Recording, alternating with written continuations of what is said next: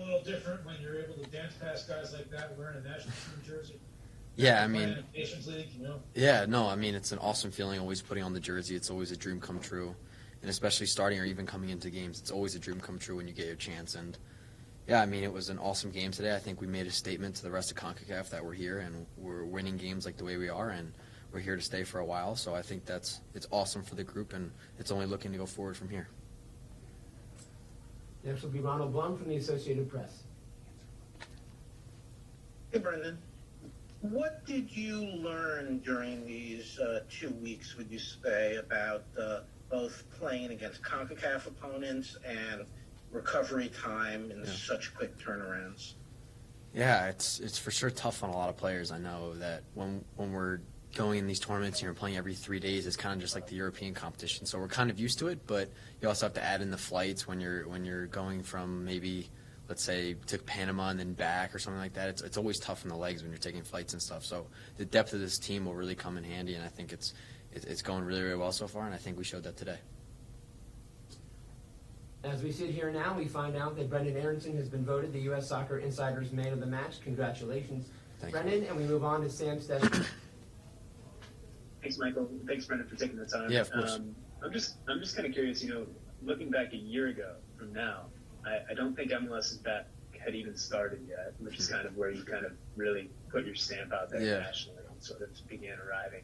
What has this last year been like for you, and how much do you think you've grown over these last, I guess, 11 months? Yeah, it's a good question. I mean, it's been a really long, I guess we're saying 10, 11 months. It's been a really long 11 months, and it's been crazy with COVID and coming back from it, going to MLS's back, and kind of having a breakout tournament from there, and then everything kind of happening from there. So it was a crazy time for me, but I mean, I was fortunate to have the teams that I've had around me to make me the player I am, and the coaches and everything like that. And I like to say during that Corona time, I got to spend time with my dad and my brother, just like the old times, and we worked on stuff that I need to work on. And I worked on my finishing so much. So now it's kind of coming in handy, and it's showing up in games, so I'm incredibly proud of it. And, yeah, I mean, it's been a whirlwind of 10 months, 11 months.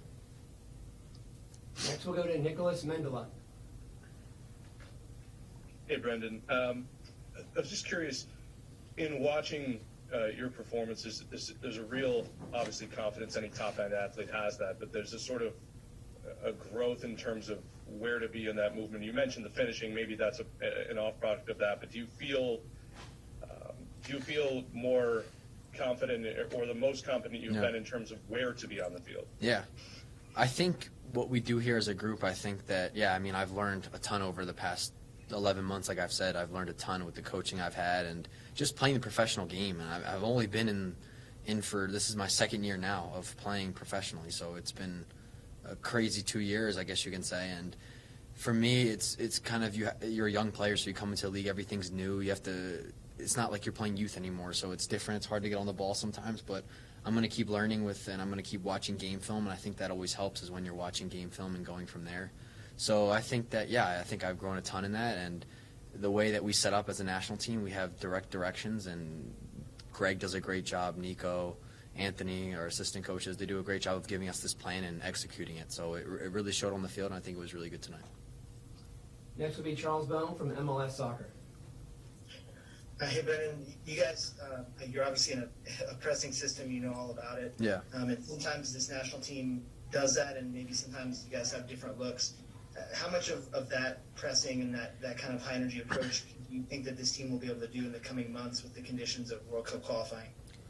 Yeah, listen, it might be harder to press every single game because you're playing 3 games, and maybe you have to rotate or do that kind of thing. But for us, it's learning how to play different styles. Maybe sometimes if we're in Mexico, kind of dropping back a little bit and waiting.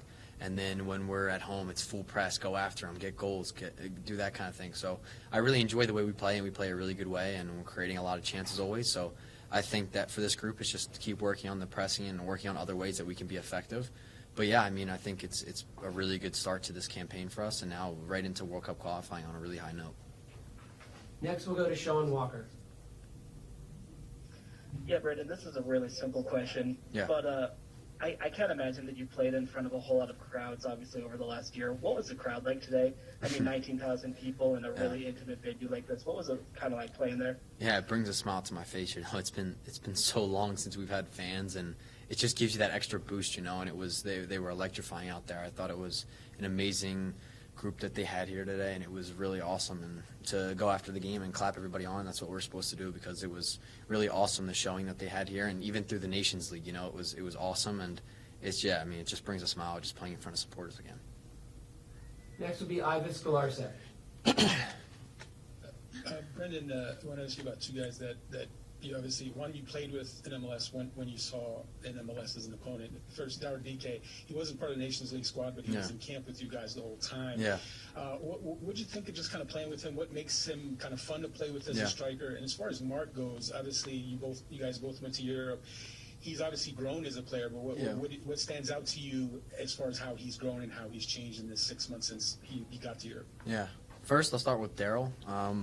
Listen, I haven't played with Daryl that much, but all I can say is the guy's a beast, you know. He wins his duels when the ball's up, and he has such a strong presence up there, you know, and he's got an awesome personality. He's an amazing guy to be around, and, yeah, I mean, on the field, you could just see his qualities today. I mean, not only can he hold the ball off, he can create chances for himself, so he's going to be someone in this national team for a while, and it was awesome playing along with him. And, listen, it's always a dream as like a 10 or like a winger when you're coming inside and you have a 9 that's just so strong and can hold the ball up and lay it off to you, and then you're just running at the back line. That's always a dream. So it's really awesome to play with him, and I'm excited to play hopefully more with him. And for Mark, I think that you can see how much he's grown even just going to Genk. I mean, for me, Mark's been such an amazing talent his entire career so far. You know, he's been awesome, and he's an awesome guy, and I know him like we're brothers. So, I mean, I'm super proud of everything he's done, and I thought he was so good throughout this entire international break, and I'm so proud of him, and he showed extremely well this entire time. So I'm super proud of him, and I want him to keep going from here.